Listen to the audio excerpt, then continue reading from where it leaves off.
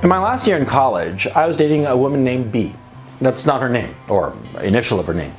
Now, B was an incredible woman. I mean, really, she really was. She was a woman, she would go on to get a PhD from one of the top 3 universities on the planet. Not only was she brilliant, she was charming, in a kind of like an understated kind of way. Charming and very witty, and very quiet, you know. In terms of her looks, she was, I would say, like a 7 on a 10 scale, maybe a 7.5.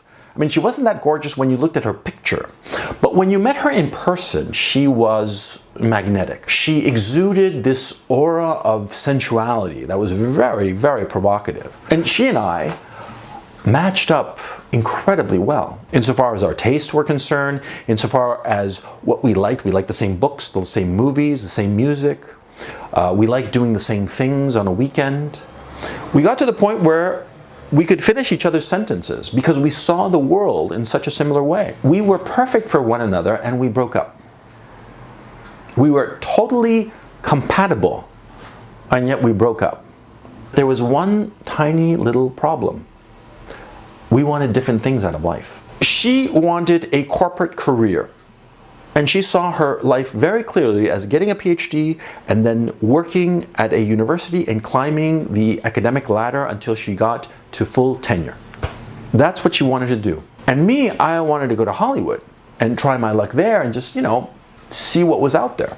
I didn't have any fixed idea as to where I was going. I just wanted to, you know, go out there and, you know, live life, you know, almost at random. And she couldn't understand that. She obliged me to go to the investment bank recruiting seminar, meeting, whatever it was. I forget what it was called. But anyway, it was basically a chance for, you know, college seniors to meet with recruiters from this big-time investment bank. I got called to a second meeting. And after that second meeting, they wanted an interview, right? And I blew it off. And she freaked out. B just had a fit that I'd blown off that meeting. She couldn't understand it. She said, "Why are you doing that? You can be a millionaire by the time you're 30. You just have to go there, meet with these people, get the job, and you're set. Why did you blow it off?" And I said, "I just don't want to work at a bank. I don't want to work, you know, 100 hours a week, you know, at some bank. I want to go to Hollywood and see what happens." She couldn't understand that. And we broke up, of course. She didn't want children, I wanted children. She wanted a corporate life, I did not want a corporate life. She wanted to live forever in the United States. I was thinking that it was time to maybe leave the United States, as eventually I would. You know, we wanted totally different things. I mean, she wanted to go in that direction and I wanted to go in that direction. But we were totally compatible. If I'd been foolish enough to marry this woman, we would have divorced long ago, or I would have been completely miserable, or she would have been completely miserable. We fit, we got along, we could finish each other's sentences, but we didn't want the same things out of life. In our society, it's consumeristic society. We think that compatibility is the way to go. We have to be compatible with somebody else, right? Bullshit. Fuck that noise. But you see, that's stupid. That's sort of like the way you would pick a car. You pick a car based on the qualities that that car has, right? Because it's going to satisfy certain needs that you have. And that's why you purchase that car as opposed to that other car, right? Don't look for a woman with whom you are compatible.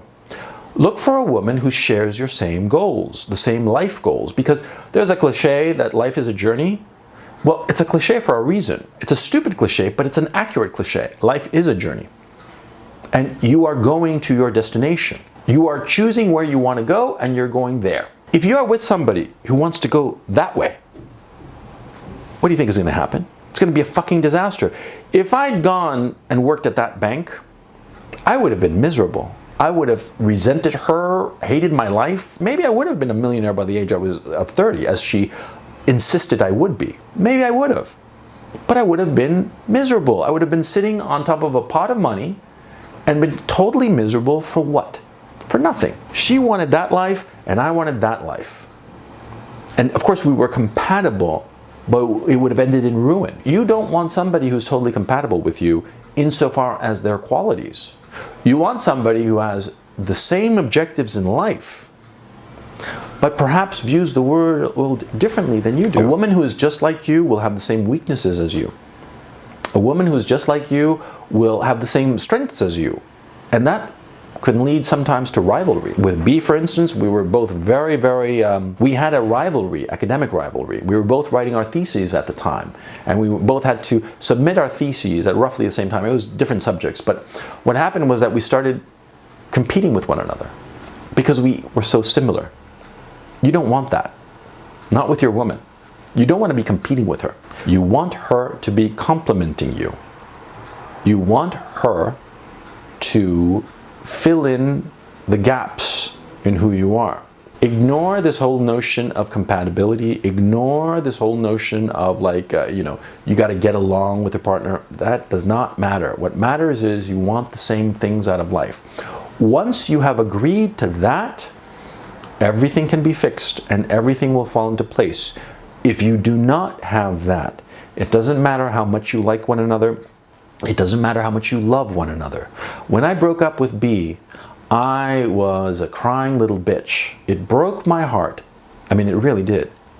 And I have never met anybody since then with whom I got along with so well. But had we continued together, I would have been miserable as I know I would have made her.